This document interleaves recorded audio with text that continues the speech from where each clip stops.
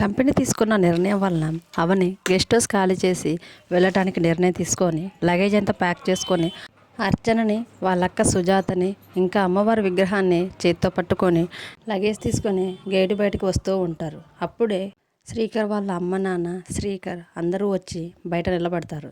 తర్వాత వేదవతి నువ్వు నాకు చేసిన మోసం వల్లనే నీకు ఈ శిక్ష పడింది అని అవనితో అంటూ ఉంటుంది. ఈలోపు మాయ తన కారు వేసుకొని వచ్చి అవని ఇంటి ముందల తన కార్ని ఆపుతుంది. అప్పుడు కారులోంచి దిగి మాయ నువ్వు ఈ గెస్ట్ హౌస్ ఖాళీ చేయడానికి వీలు లేదు అని అంటూ ఉంటుంది.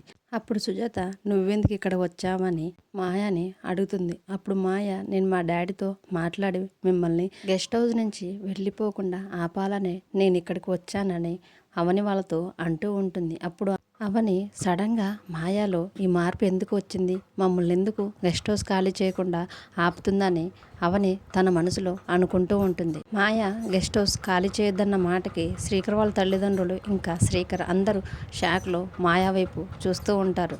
చూద్దాం మరి నిజంగా మాయ అవనిని గెస్ట్ హౌస్ ఖాళీ చేయకుండా ఎందుకు ఆపిందో అవని తెలుసుకుంటుందేమో రాబోయే ఎపిసోడ్లో తెలుసుకుందాం. ఈ వీడియో కనుక మీకు నచ్చితే ప్లీజ్ లైక్ చేసి మన ఛానల్ని సబ్స్క్రైబ్ చేసుకోండి. Thanks for watching.